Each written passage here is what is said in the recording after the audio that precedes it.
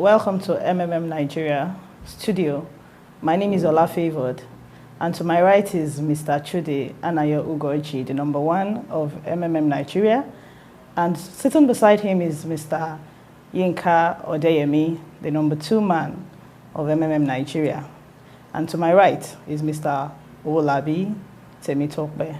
We're actually going to be talking about how Nigeria came to being. And my very first questions are going to Mr. Anayo Ugoji. I would like to ask you, sir, how Nigeria, how it all started? Is a global community of financial aid international exchange. It found its way to Nigeria. On 8th of October, that was when I signed up on the global platform. And when I signed up, having read the ideology and having seen the situation we find ourselves in this country, that we actually need that program here to salvage the problem Nigerians are facing with finance and stuff like that. So I signed up, and they were looking for leaders who will help me to project this dream and vision across the nation. So I quickly sent information to some leaders, which my friend Yinka, among the leaders I sent the link to, he was the only one who responded. So both of us started the movement, and likes of Patrick came in the picture. Then on 17th of November 2015 was the official launch of Nigeria. And to God be the glory that today over 400,000 Nigerians are actually benefiting from this program. That is the main thing, the main idea where we brought the program to this country. Thank you. Now to Mr. Yinka Odeyemi, would you please tell us what the ideology is actually about? Ideology has right from time been aimed at creating what we call a fair financial system. If every one of us understand what is going on around us now, you understand that the way the financial network, the financial system of the world is designed is actually projected at helping some set of people. Like, there's always this class thing that we know that the conventional things we hear of. That's why a lot of times you see that, there are some set of people that are in some particular scheduled, or let me say special areas, areas that are just for those class of people. And there are some areas too also that are just for the average person that is just coming up and the likes like that. So the essence of is to bridge that gap so that there won't be much difference. In fact, if you start up in and you get the ideology naturally instincted, or let me say ingrained in you, you discover that with time, that bridge, that gap that has been there would gradually and with time get, it's going to get merged and get broken, and before you know it now, you'll be able to do what you have not been able to do financially. I know a lot of us, when we started up we've had some kind of dreams that we want to do, but because of financial challenges, we can't get there. That's why has come to at least help us to create that kind of fair financial system whereby as a poor person, or let me say as an average person, you can start up with whatever you have, and that bridge of financial penury will be broken, and you can start achieving your financial dreams and objectives. That is the main ideology of and it's also to create a platform whereby every one of us can come together to help ourselves to achieve a lot of things together. So that's why we also used to use that acronym that in we have millions coming together to help themselves to also make millions together. That is the ideology. Okay, Mr. Olabi, to you now. In we hear that you get rewarded to a tune of 30% in the value of help you provide. So where does the 30% come from? Thank you. Like Mr. Ika said, we come together to help each other. Now people are asking where the 30% come from. Now this 30%, we pay ourselves the 30%. Like we said, there is what we call crowdfunding. It is through crowdfunding. Crowdfunding is a situation where we pay some people with some other people's money. Now it turns around. It's like a cycle where a set of people donate, like we do in and we pay those set of people who have donated in the past. Then another set of people comes to donate again. and we pay those set of people who have donated this in the past. So it is a system that is used all over. The insurance company uses it. When you pay an insurance or a life cover, it is used to pay other people who are due to receive payment. The banks use it where you pay. When you are contributing, you are paying. And when somebody is withdrawing, you are getting out of the system. So that's how it all works. It is a cycle that turns. Money must rotate. As somebody is giving, somebody is getting. So the 30% is paid by all of us in the system. So I guess it's more of something like a redistribution of funds, kind of. Yeah, it is a redistribution of funds where we get from those who have their spare money and doesn't need it now, and we give it back to those who need it now. Then in turn, when they need money, we see another set of people who wanted to donate at that particular point in time, who donate freely without any guarantee, at free on their own risk, by willingly and not being forced or coerced, because there is no guarantee. You are just giving because you are happy to give. So we inculcate the power of giving through that in MMA. All right, thank you. Mr. Yinka, my next question comes to you. Before now, we've heard, or we know that when programs like this, when they get into the country, they run for a period of time, and before you know it, it crashes. And even now, we hear people saying MMM would crash. So how long do you think MMM Nigeria would last? Thank you very much for that question. It's a quite interesting question, which I used to like to answer it just using the words of the founder of this great community, Sergi Mabrodi. In his words, he always say the actions and inactions of every participant as a way of contributing to the sustainability of this community. I used to break those two words into what would actually, because those are the major words that actually determine how long or how short MMM itself will last. First thing first is the word action. When we say action, to us as participants in MMM, the action simply means that for us as participants, we know that we are the ones that are actually bringing about whatever rewards we are getting on it, which is the 30%. And we also understand that how we get it is through our consistent donation, and also through ensuring that we are sharing the right ideology to people and getting them to also be part of this community.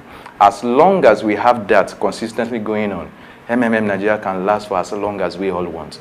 The inaction, which is the other part of it, as Sergi said, is that in inaction, we mean that, okay, as participants, you know, we might have some people that, because they are not well rooted in the real ideology of MMM, might see some of them abusing the system in the sense that they might be, you know, turning it off to like an investment scheme, you know, taking out time to just start talking about MMM in a negative way, or in negative, having some kind of negative implications on the system. Such inactions have a way of somehow, in one way, creeping into the mind frame of participants and has a way of cutting short the sustainability factor of MMM. That's why on our part as leaders, we are ensuring that this part of it, which is the inactions, we at least to the best of our knowledge curtail it to the barest minimum. And how do we do that? We ensure that we teach the ideology very well.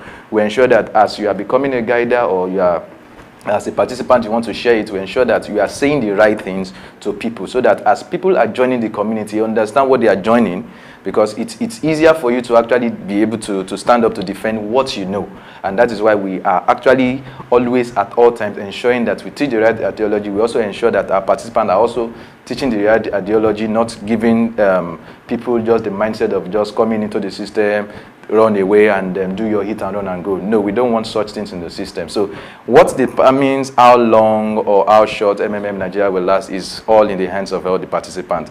Currently, we have over 400,000 participants. So that means before the participants are the one that determines how long or how short MMM will last. So in summary, our actions and inactions is what keeps MMM going. All right, thank you very much. Okay, Mr. Olabi, to you. In the MMM community, there are some people known as guiders. So how do they contribute to the sustainability of this program, MMM Nigeria? Thank you very much. Like we used to say, guiders are the pillar of sustainable MMM in Nigeria. And how does that work? They are the people, the first very ambassador of MMM in the eye of every other participant.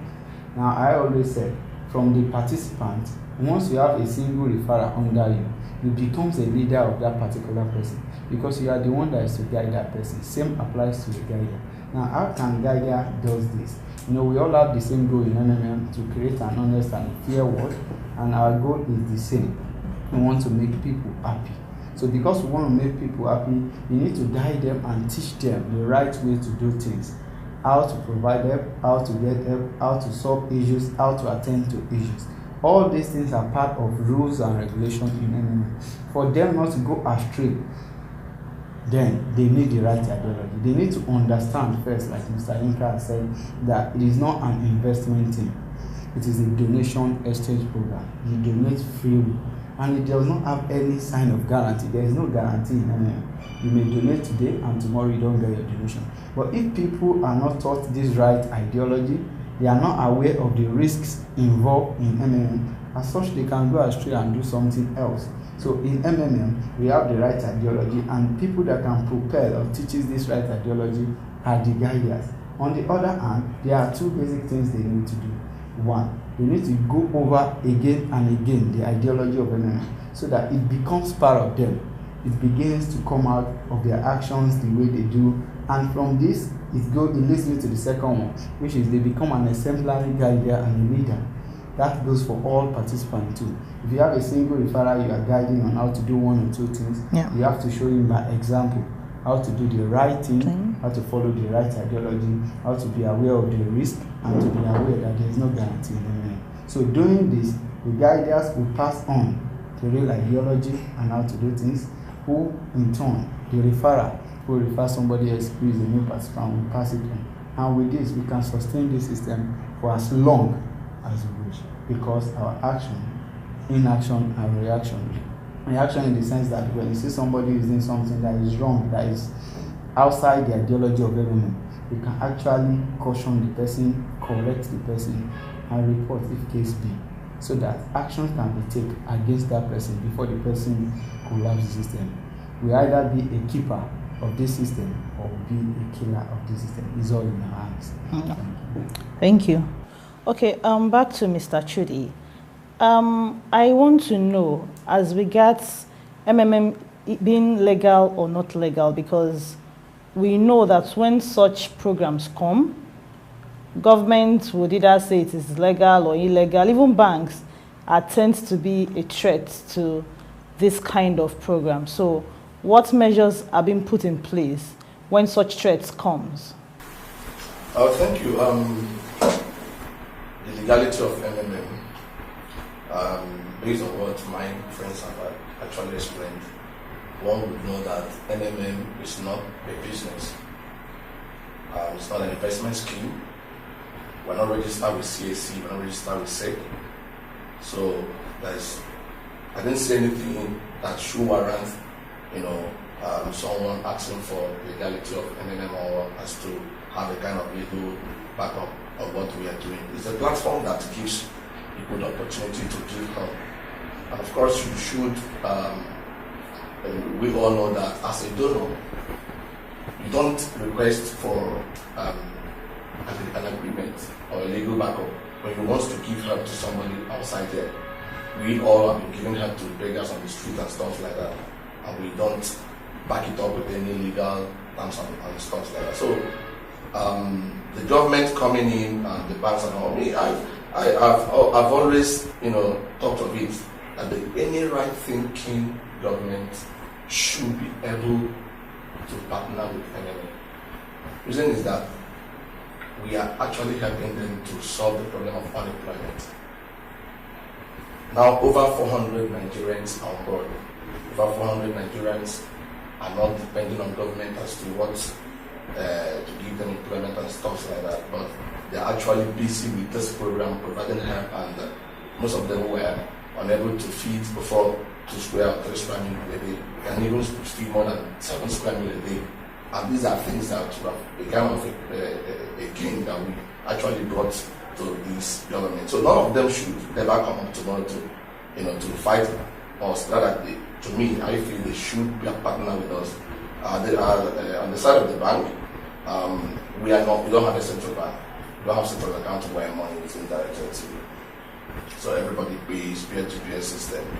The bank themselves are also benefiting from what we're doing, because we don't pull that money as to what happened a few years back when we have the issues of the bank and stuff like that when people pull out money from the bank and the bank got up against it. But in MMM, we don't pull out money from the bank, rather we circulate money, within the system, and the bank as well benefits from it. So we, the Mavrodians or the participants in MMM, should have this in the back of mind that there's no need for guarantee to anybody.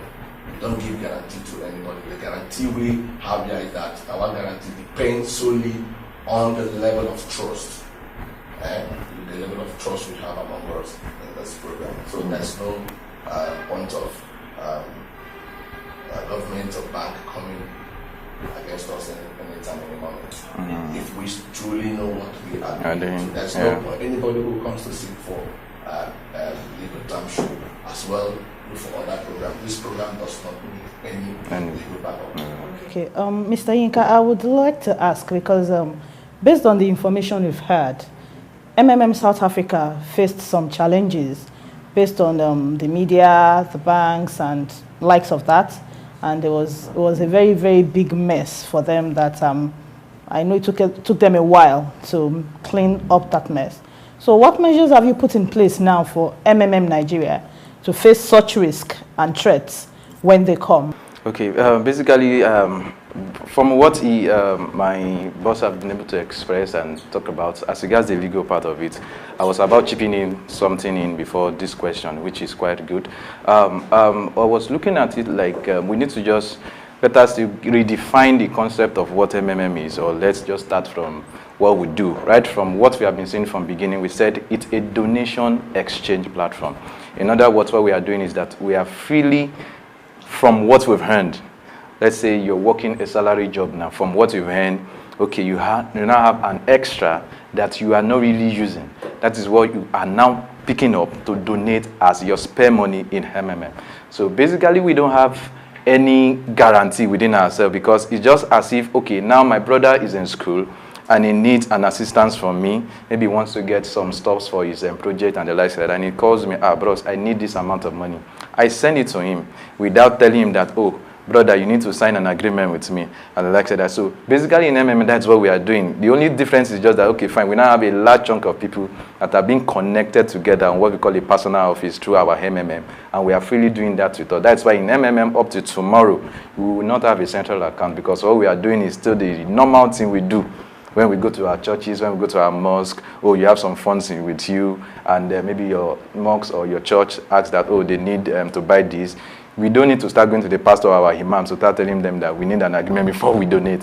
So basically, that's what we do in MS. So that's why we wouldn't, in fact, nobody will give you any sort of guarantee, because once guarantee start coming in, that's when this part of the forms, agreements start coming in. They go back up that, okay, fine, if peradventure you fail, as far as you've given me a guarantee that you pay me, then I will come up with this. So we don't have that. So what happened in South Africa was that, okay, fine, a lot of them, then because of what I started off when I was explaining the aspect of the sustainability, how long MMS lasts depends solely in the hands of the guiders and also in the participants' hand. It happened in South Africa that a lot of them, maybe because of some kind of ideas, the wrong teachings, ideology instilled in them, they really could not be able to at least stand up for what the right ideology is. So when the panic that sets in through government, negative media, and the likes that start coming in and popping in, in fact, let me say like a large chunk of them were not that grounded in the ideology. So it was easy for them to just be swayed away. So that's why in MMM Nigeria, what we are looking at is, as leaders now, we are not just looking at, starting something that, all of us will be rich, the guys on top, we have all the best houses, build all the rest, and we zoom up with the money. No. In MMM Nigeria, we have a sort of a link within ourselves. We check ourselves to ensure that we are doing the right thing. Doing the right thing in the sense that we are providing help as requires. Even from our bonuses that we also know that it's also coming from the donation income, we also still make sure we ensure that we are providing help back also with part of what we get as bonus. So that as long as that part of our queue, as long as that part of our pool, our provider is always there, we will not have issues of maybe a restart or a pause coming into view. So what they had there was just because they had more of people that were not really grounded in the ideology, that don't really understand. That's why at all times you see that I am always there, Trudy is always there. We are always doing our best to make sure that we are always saying it as it is. telling you that, oh, we don't give you guarantee, telling you that also for us to last for as long as we want, those two factors must be in place. We must always provide help. Whether you as a guider, you are getting all the biggest bonus, you also need to also provide help back in return, because that bonuses you are getting is also coming from the pool. So as long as that is there, and also we are also, because of our consistent presentations, one-on-one meetings that we have like that, we're also at least getting a lot of people to be part of the community. That's why you see that the last M of MMM means what? Movement, meaning that we are always growing. Our numbers today will be different from our numbers tomorrow. Why? Because as we are sharing it, a lot of people are buying into the idea and they are becoming part of the community. All right, so thank you very much. Okay, another question I would like to ask you, Mr. Yinka. We've had participants who fidget in the community. Probably they have provided help and they are waiting for somebody to confirm them, or they want to get help. Someone has been assigned to provide help to them, but the person is not responding, and many of them begin to fidget and they begin to panic. So how do you address such issues? Okay, I normally address that with my 2 keywords. The 2 keywords that actually keeps MMM to anywhere it is, or the 2 keywords that can actually keep MMM for as long as it wants. And what are those 2 keywords? Number 1, trust. And number 2, patience.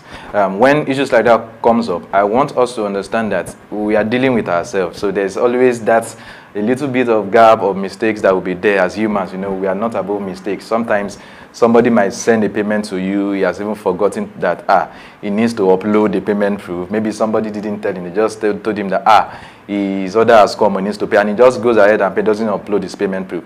In such instance, what we advise is that you as the receiver, you just need to understand that you just need to do an extension for that person and try and put a call through to him that you've gotten the payment alert, but you still need to do one more thing to upload your payment proof so that the person can be confirmed. So basically what I used to say is that, or to just address that issue, is that we need to understand that we are dealing with ourselves, we are dealing with human beings, not robots. So that space of mistakes will always be there. So we need to understand that there are some basic steps that we need to take. Like for example, let's say, okay, you have received payment and you've not confirmed, and the person has been on your neck, and you still maybe you are not close to where internet is for you to confirm.